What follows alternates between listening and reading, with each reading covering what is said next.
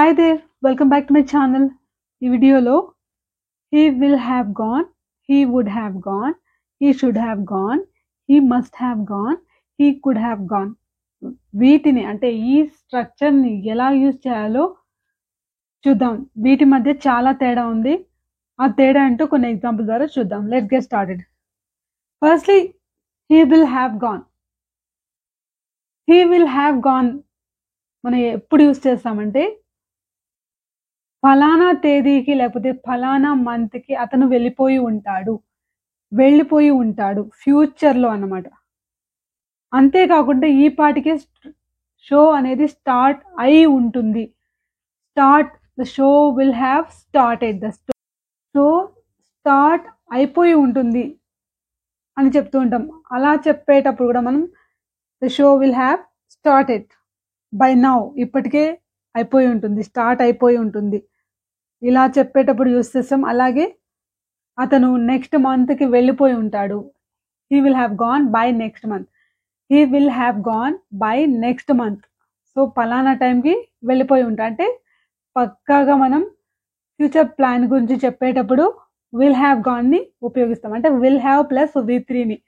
So will have gone, will have eaten, he will have eaten, అతను తినేసి ఉంటాడు. He will have moved, he will have started, అతను బయలుదేరి ఉంటాడు. He will have started, he will have started by now, ఇప్పటికే అతను బయలుదేరిపోయింట అంటే బయలుదేరి ఉంటాడు అని మనం చెప్పేటప్పుడు, అంటే ఖచ్చితంగా చెప్పేటప్పుడు, అంటే ఆల్రెడీ బయలుదేరి ఉంటాడు అని చెప్పేటప్పుడు, అలాగే ఫ్యూచర్లో పలానా టైంకి అతను ఈ పని చేసేసి ఉంటాడు, లేకపోతే పలానా పని అయిపోయి ఉంటుంది, ఇలా చెప్పేటప్పుడు కూడా మనం విల్ హ్యావ్ ప్లస్ V3ని ఉపయోగిస్తాం అన్నమాట. He will have started by now, ఇప్పటికే అతను బయలుదేరి ఉంటాడు. The match will have started by now, ఇప్పటికే బయలుదేరి ఉంటుంది, లేకపోతే అప్పటికే స్టార్ట్ అయిపోయి ఉంటుంది అని చెప్పాలన్నా the match will have started by then అని కూడా, అంటే అప్పటికే స్టార్ట్ అయిపోయి ఉంటుంది అని చెప్పేటప్పుడే కాదు,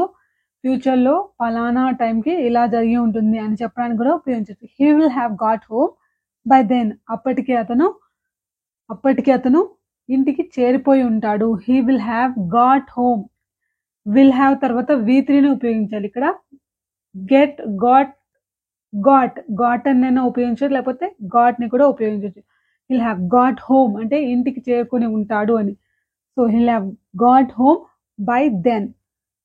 సో ఇలా మనం విల్ హ్యావ్ ప్లస్ V3ని ఉపయోగిస్తాం అన్నమాట. సో ఇంకా మనం చాలా రకాలుగా ఉపయోగించవచ్చు. By the end of this month, he will have completed his project.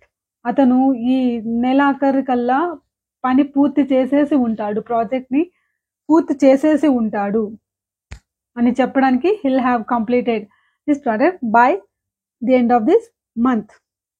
So ఫ్యూచర్లో పలానా టైంకి పలానా పని అయిపోయి ఉంటుంది, లేకపోతే మొదలై ఉంటుంది అని చెప్పేటప్పుడే కాదు, ఇప్పటికే మొదలైపోయి ఉంటుంది అని చెప్పాలన్నా మనం విల్ హ్యావ్ ప్లస్ V3ని ఉపయోగించవచ్చు అనమాట. సో మరి వుడ్ హ్యావ్ ప్లస్ V3ని ఎలా ఉపయోగించాలో చూద్దాం. ఎలా ఉపయోగించవచ్చు అంటే ఇప్పుడు నేను ఏమంటానంటే హిల్ హ్యావ్ స్టార్టెడ్ అని అంటాను, అతను బయలుదేరి ఉంటాడు, లేకపోతే the show will have began కాబట్టి బిగిన్ యొక్క V3 ఫామ్ బిగన్ కాబట్టి the show will have began అని నేను అంటాను. సో నేను చెప్పిన మాటని ఇంకొకళ్ళు రిపోర్ట్ చేశారనుకోండి, ఎలా ఆమె చెప్పింది ఏమని, she told that the show would have begun అలా అన్నది అని చెప్పేటప్పుడు విల్ కాస్త వుడ్గా మారిపోతుంది. అంటే నా మాటలు, అంటే ఆమె పలానా ఇలా ఈ విషయం చెప్పింది అని చెప్పేటప్పుడు పాస్ట్ టెన్స్ అయిపోతుంది అనమాట. రిపోర్ట్ చేసేటప్పుడు she told that the show would have begun. So ఇలా మన రిపోర్టెడ్ స్పీచ్లో విల్ కాస్త వుడ్గా మారిపోతుంది. మిగతాదంతా అలాగే, V3 అనేది అలాగే, would have gone, would have eaten, would have slept, ఇలా అనమాట. అంతేకాకుండా మనం ఊహించేటప్పుడు కూడా, అంటే గతం గురించి ఇలా జరిగి ఉంటే అలా జరిగి ఉండేది అని చెప్పేటప్పుడు కూడా మనం వుడ్ హ్యావ్ ప్లస్ V3ని ఉపయోగిస్తాం. ఎలా అంటే if you had called him he would have attended the party, లేకపోతే he would have come. నువ్వు అతన్ని పిలిచి ఉంటే if you had invited him, if you had called him, he would have attended the party. అంటే ఇక్కడ ఏంటి, నువ్వు పిలిచి ఉంటే అతను వచ్చి ఉండేవాడు, అంటే వచ్చి ఉండేవాడు, హెల్ప్ చేసి ఉండేవాడు. he would have helped you. తిని ఉండేవాడు, he would have eaten. లేకపోతే ఆడి ఉండేవాడు, he would have played. if you had asked, he would have helped you, లేకపోతే she would have helped you. So ఇలా చెప్పేటప్పుడు మనం would have ని ఉపయోగిస్తాం. ఒకవేళ అలా జరిగి ఉంటే ఇలా జరిగేది, వచ్చి ఉండేవాడు, వెళ్ళి ఉండేవాడు, he would have gone, వెళ్ళి ఉండేవాడు. ఇలా చెప్పేటప్పుడు మనం would have plus V3 ని ఉపయోగిస్తాం అనమాట. సో ఇప్పుడు could have plus V3 ని ఎప్పుడు ఉపయోగిస్తామంటే సేమ్ ఇదే స్ట్రక్చర్లో, అంటే గతంలో ఇలా జరిగి ఉంటే అలా జరిగి ఉండే అవకాశం ఉండేది. if you had invited him, he could have attended. లేకపోతే if he had worked hard, లేకపోతే harder, అతను బాగా కష్టపడి ఉంటే he could have passed the exam. అంటే అతను, లేకపోతే he could have achieved his goal. he could have achieved his goal. అతని గమ్యాన్ని చేరుకోగలిగేవాడు అంటే పాసిబిలిటీ గురించి చెప్పేటప్పుడు మనం కుడ్ హ్యావ్, అలా కష్టపడి ఉంటే సక్సెస్ సాధించేవాడు, అంటే సాధించగలిగేవాడు. పాస్ట్ అబిలిటీని మనం ఊహించేటప్పుడు అలా అవ్వగలిగేది అని చెప్పేటప్పుడు కుడ్ హ్యావ్ ప్లస్ V3 ని ఉపయోగిస్తాం. She could have achieved, she could have passed, she could have got that job. అంటే ఆమె జాబ్ సంపాదించుకోగలిగేది, అంటే కలిగి ఉండేది. సో వుడ్ హ్యావ్ గాన్ ని ఎలా ఉపయోగిస్తామో అలాగే కుడ్ హ్యావ్ గాన్ ని కూడా ఉపయోగించవచ్చు అనమాట. సో ఇప్పుడు మస్ట్ హ్యావ్ గాన్ ని ఎలా ఉపయోగించాలో చూద్దాం. Must have gone, she must have gone by now. ఇక్కడ ఏంటంటే ఆమె వెళ్ళిపోయి ఉండాలి, అంటే ఖచ్చితంగా ఆమె వెళ్ళిపోయి ఉండాలి అని నేను అంచనా వేస్తున్నా అన్నమాట. She must have gone by now, she must have finished her work by now. ఆమె ఈ పాటికే ఆమె పనిని కంప్లీట్ చేసేసి ఉండాలి, అంటే ఇక్కడ ఏంటంటే ఖచ్చితంగా ఆమె చేసేసి ఉంటుంది అని అర్థం అనమాట. చేసేసి ఉంటుంది అని నేను అంచనా వేస్తున్నా, అంటే చేసి ఉండాలి, ఆమె ఖచ్చితంగా అక్కడికి వెళ్ళుండాలి పలానా చోటుకు. అంటే ఇది వచ్చి మనం ఆధారాలతో అంచనా వేసేటప్పుడు, సో ఈరోజు ట్యూస్డే లేకపోతే ఈరోజు సండే కాబట్టి వాళ్ళు ఎక్కడికి వెళ్ళుంటారు, వాళ్ళు మూవీకి వెళ్ళుంటారు. అలా చెప్పేటప్పుడు they must have gone to watch the latest film. అంటే దే కుడ్ హ్యావ్ అంటే మస్ట్ హ్యావ్ గాన్ అంటే వెళ్ళి ఉంటారు. దే మస్ట్ హ్యావ్ స్టార్టెడ్, బయలుదేరి ఉండాలి, అంటే బయలుదేరి ఉండాలి అంటే ఖచ్చితంగా బయలుదేరి ఉంటారు అని మనం అంటుంటాం కదా. వాళ్ళు ఫలానా చోటుకి వెళ్ళి ఉండాలి, లేకపోతే ఇప్పుడు హాలిడేస్ కాబట్టి ఖచ్చితంగా టూర్కి వెళ్ళి ఉండాలి, ఇటువంటివి చెప్తుంటాం. అలా చెప్పేటప్పుడు మనం మస్ట్ హ్యావ్ గాన్, లేకపోతే must have plus V3, must have eaten,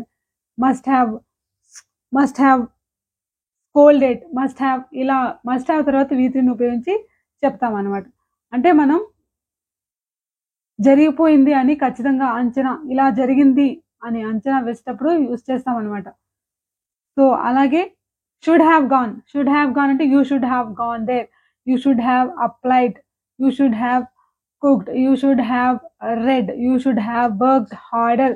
నువ్వు కష్టపడి పని చేయాల్సింది, నువ్వు అలా చేసి ఉండాల్సింది, నువ్వు ఆమెను కలవాల్సింది, నువ్వు వాళ్ళని తిట్టకుండా ఉండాల్సింది. You shouldn't have scolded them, you shouldn't have, అలాగే అబ్యూస్డ్ దెమ్, ఏదైనా చెప్పచ్చు.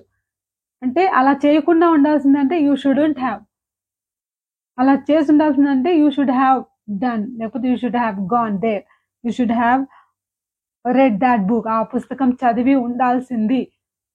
సో ఇలా పలానా పని చేసి ఉండాల్సింది అని చెప్పేటప్పుడు షుడ్ హ్యావ్ ప్లస్ V3ని, షుడెంట్ హ్యావ్ ప్లస్ V3ని యూజ్ చేస్తాం అన్నమాట. విల్ హ్యావ్ గాన్ అన్నాం, హీ విల్ హ్యావ్ గాన్ అంటే వెళ్ళిపోయి ఉంటాడు అని. మరి విల్ బి గాన్ అంటే ఏంటి? విల్ బి గాన్ అన్న సేమ్ మీనింగ్ వస్తుంది, కాకపోతే ఇక్కడ వర్బ్ అనేది లేదు. సో వర్బ్ అనేది లేదు అంటే ఎటువంటి క్రియ ఇక్కడ జరగలేదనమాట. అతను రేపు ఉండడు అని చెప్పాలనుకోండి, he will be gone tomorrow అంటే రేపు ఉండడు అని అర్థం. రేపు అతను ఉండడు అంటే ఆ ప్లేస్ లో అతను అబ్సెంట్ అయి ఉంటాడు అని చెప్పేటప్పుడు he'll be gone, she'll be gone, it will be gone, this stain will be gone with that soap. లేకపోతే ఆ సోప్ ని యూజ్ చేయడం వల్ల ఆ మరక ఉండదు, వెళ్ళిపోతుంది. అంటే దీని అర్థం ఏంటంటే ఉండదు, ఉండడు అనే అర్థం వస్తుంది. విల్ బి గాన్ అంటే ఫ్యూచర్ లో అని చెప్పడానికి, లేకపోతే ఉండడు అని చెప్పడానికి will be gone, will be gone, it will be gone. The pain will be gone tomorrow, రేపటికి నీ పెయిన్ ఉండదు అని చెప్పేటప్పుడు విల్ బి గాన్ ని ఉపయోగిస్తాను అనమాట. సో అది డిఫరెన్స్.